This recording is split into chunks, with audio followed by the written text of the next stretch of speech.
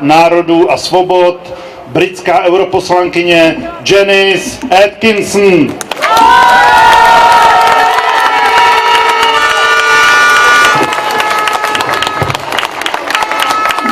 Ladies and gentlemen, Czech patriots, dear friends, dobrý den. What a pleasure it is to be here in the Czech capital, the Republic, and in this beautiful city of Prague. It's a real privilege to be speaking to fellow patriots in the presence of my dear friend Tomio Okamura, the leader of the SPD. Dámy a pánové, čeští vlastenci, drazí přátelé, dobrý den. Je mi velkým potěšením být zde v hlavním městě České republiky, v nádherném městě Praha. Je mi ctí mluvit k vlastencům v přítomnosti mého drahého přítele Tomia Okamury, předsedy SPD.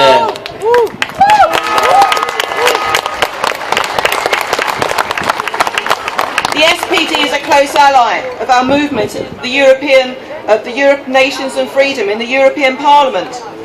In the Czech Republic and across Europe, patriotic parties are on the rise, and we are witnessing a patriotic spring. All over Europe, patriots are gaining ground. The Europe of Nations and Freedom is redefining the political landscape of Europe. SPD je blízký spojenec našeho hnutí Evropa národů a svobody. V České republice a v Evropě obecně rostou vlastenecká hnutí. Jsme svědky jara vlastenectví. Všude v Evropě vlastenecká hnutí sílí. Naše hnutí Evropa národů a svobody přepisuje politickou mapu Evropy. Ano. Like an avalanche, we have started small and modest, but as we gain momentum, we will eventually crush the establishment, because people of all over Europe have had enough of the countless failures, the hypocrisy and the political correctness of the ruling elites. The dogma of EU federalism, multiculturalism and mass migration are destroying our nations. Začali jsme jako lavina, malí a skromní, ale jak získáváme sílu, jednou rozdrtíme vládnoucí skupiny.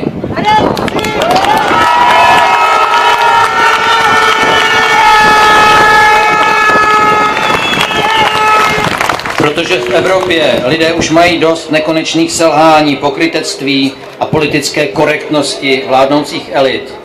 Dogmata Evropské unie o federalizace, multikulturalismu a masové imigraci ničí naše národy.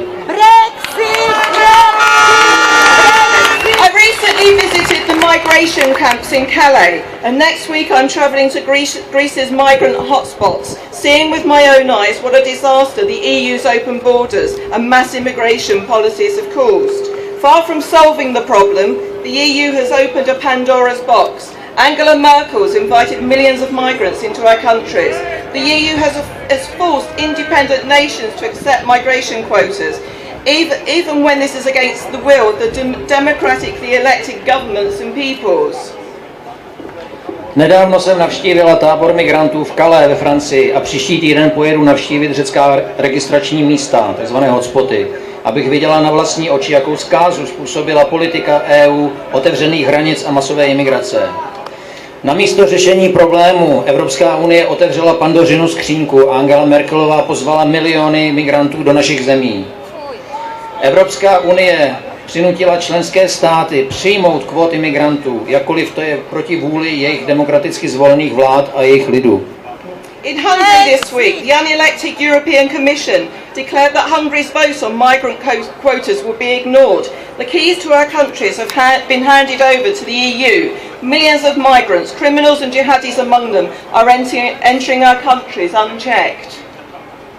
V Maďarsku nevolená Evropská komise ohlásila, že hlasování v Maďarsku o kvótách migrace bude ignorováno. Hanba!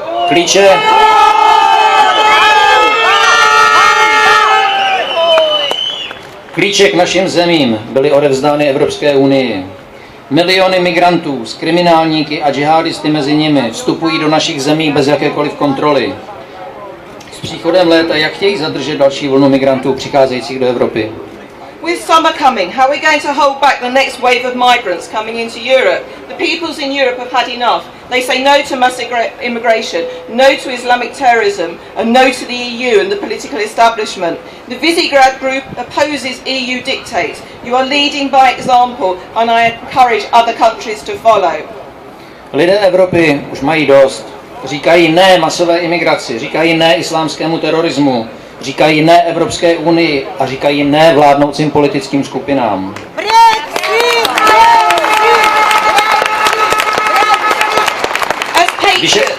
Visegrádská skupina se protiví diktátu Evropské unie. Vy jste vedoucím příkladem pro ostatní země, které já povzbuzuji k následování. Take back control over our countries. It will not be easy, but I see here a square full of proud and courageous people that are determined to stand up for their country. For you represent the peoples of the 1968 Prague Spring and the Velvet Revolution of 1989. Jako vlastenci musíme povstat a převzít zpět kontrolu nad svými zeměmi. Ano!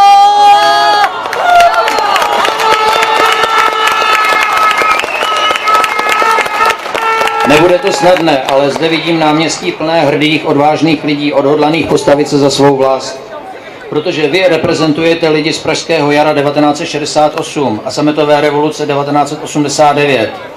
Se zády opřenými o zeď jste ukázali odvahu a postavit se za svůj národ, za vaši svobodu a za vaši demokracii. With your backs against the wall, you have shown the courage to stand up for your nation, your freedom and your democracy. This is a truly admirable patriotism. Is like a beacon of light. You have torn off the chains of communism, only to have them reimposed by a non-democratic EU. Vaše obdivuhodné vlastenectví je jako paprsek světla. Roztrhli jste řetězy komunismu jenom proto, abyste získali jiné od Evropské unie. The EU has morphed from being an alliance of free nation states into a totalitarian regime. The former president, Václav Klaus, a friend of my hero, Margaret Thatcher, shared her understanding of the true nature of the EU. He said, basic things will be decided by a remote federal government in Brussels. Czech citizens will only be a tiny particle whose voice and influence will be almost zero. We are against a European superstate. Evropská unie se změnila ze svazku svobodných národů v totalitární režim. Bývalý prezident Václav Klaus, přítel mojí hrdinky Margaret Thatcherové, sdílel její názor na opravdové fungování Evropské unie.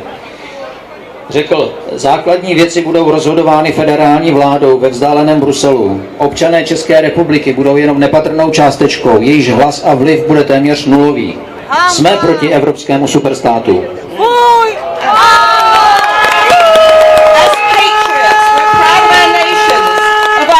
History and our achievements, we should never accept to be subdued by the EU, because as patriots we stand together for a Europe of nations and freedom.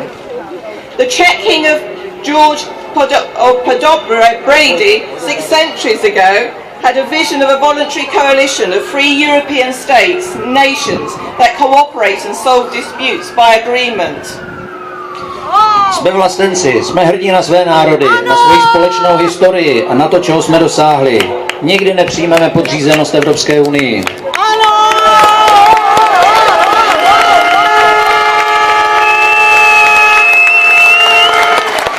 Protože jsme vlastenci, společně stojíme za Evropou národů a svobody. Král Jiří z Poděbrad před 6 stoletími měl vizi dobrovolné koalice svobodných evropských národů, které spolupracují a řeší spory jednáním. Sdílíme tuto vizi. We share his vision. We must abandon this imposed unification project called the EU. As Margaret Thatcher, my hero, wisely said, Europe will be stronger because France is France, Spain is Spain, Britain is Britain, and as I add, Czech is Czech. Each with its own customs, traditions and identity. It would be folly to try and fit them into some sort of European identity. Musíme opustit projekt vnucené unifikace zvaný Evropská unie. Jak Margaret Thatcherová moudře řekla, Evropa bude silnější právě proto, že má Francii jako Francii, Španělsko jako Španělsko, Británii jako Británii a já dodávám Čechy jako Čechy. Každý se svými zvyky, tradicemi a identitou. Czech patriots. Bylo by pošetilé pokoušet se nacpat je do nějaké uniformní evropské osobnosti. Ladies and gentlemen, Czech patriots, dear friends, it's time for us to take back control.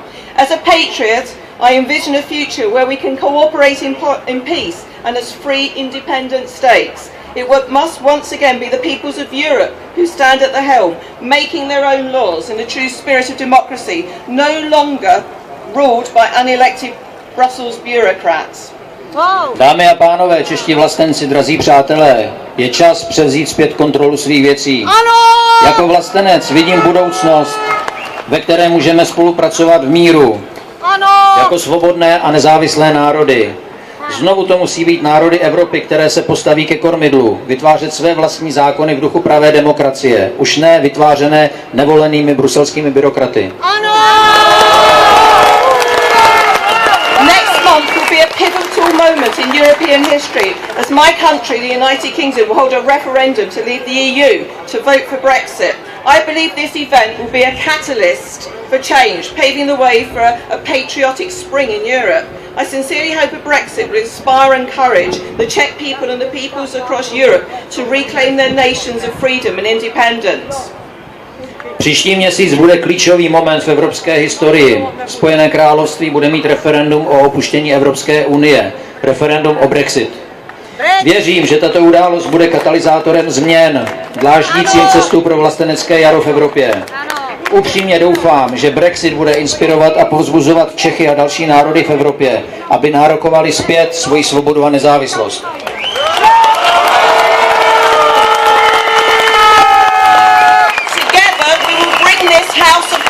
Down as we unshackle ourselves from the EU. The future is ours for the taking. Our time is now. Long live Europe of nations and freedom. Long live the patriots of Europe. At Gia Česka, long live the Czech Republic.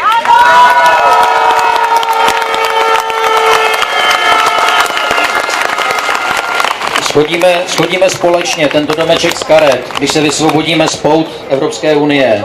Budoucnost Evropy leží na nás. Naše doba je teď. Ať žije Evropa národů a svobody, ať žijí evropští vlastenci, ať žije Česká republika.